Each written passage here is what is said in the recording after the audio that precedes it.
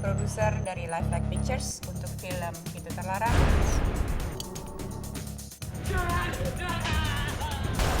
Fix 1 dan Modus Anomali. Hello, please help me. I don't know what happened. Who's that, Mom?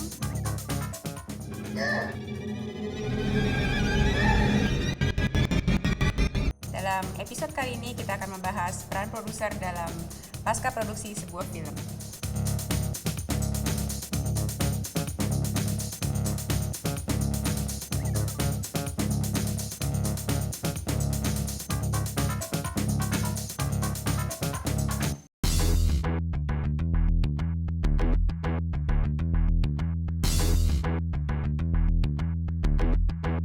Ada dua macam editing atau cut dari suatu film. Ada kebiasaannya cut di tangan si director yang disebut director's cut, tapi ada juga biasanya di tangan si produser atau studio kalau di Hollywood. Kalau saya biasanya di Pintu Terlarang dan Modus Anomali kita lakukan secara bersama-sama. Karena pada saat produksinya saya juga hadir di situ, saya sudah tahu arahan kemana si Joko mau pergi. Biasanya pada saat picture log sudah tidak terlalu banyak kendala lagi. Setelah diedit, kita sudah sepakat, kemudian masuk ke tahap berikutnya yaitu sound, musik, final mixing, dan juga grading coloring yang bisa dilakukan di Indonesia atau di luar negeri. Bisa di India, Chennai, atau di Bangkok, Technicolor biasanya, atau bisa juga di Australia atau di Eropa atau negara manapun yang sesuai dengan kebutuhan si director.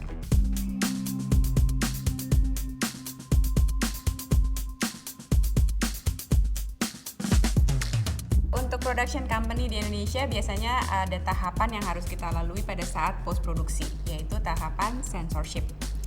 Film sebelum tayang di bioskop atau TV atau home video harus masuk ke lembaga sensor film untuk mendapatkan surat tanda lolos sensor, baru boleh tayang di bioskop. Karena kita restricted, R-rated atau 18 tahun ke atas, jadi pastinya walaupun sudah kita antisipasi sedemikian rupa, pasti ada hal-hal yang mungkin tidak sesuai dengan keinginan oleh si LSF tersebut gitu. Pada bagian yang di-sacrifice itu kita harus negosiasi dengan LSF supaya bagian yang dibuang tidak mengganggu jalan cerita dari si film. Jadi penonton tidak terganggu oleh bagian pemotongan tersebut. Khususnya di tahun ini, di 2012, akhir 2011 dan 2012, format tayangan di bioskop ada dua macam sekarang. Kalau dulu kita hanya seluloid 35mm, sekarang ini ada format yang disebut digital atau DCP.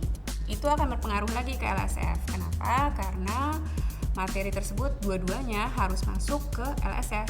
Jadi ada beberapa production company yang terjebak karena belum ngerti prosedur. Dipikir bahwa hanya cukup seluloid atau 35mm-nya saja yang masuk, dan nantinya STLS-nya atau surat tanda lulus sensornya berlaku untuk semuanya. Padahal enggak. Jadi ada STLS khusus untuk 35mm, tapi ada juga STLS khusus yang untuk si DCP atau Digital Cinema Package.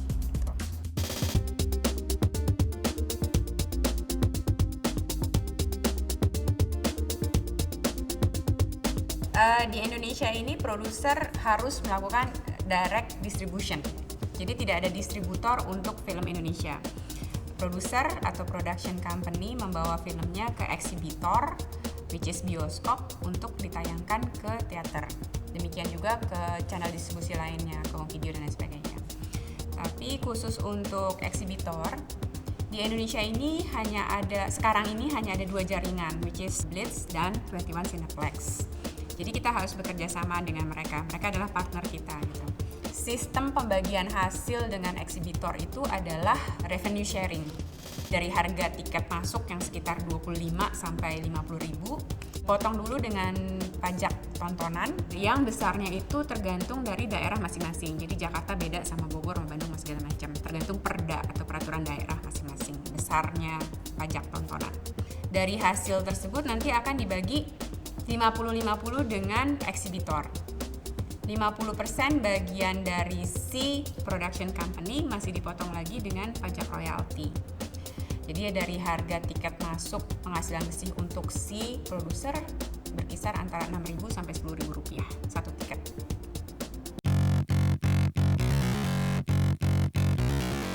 kesimpulan dari episode kali ini adalah bahwa strategi di awal harus terus dijalankan sampai akhir pada saat reproduksi, produksi, dan post produksi.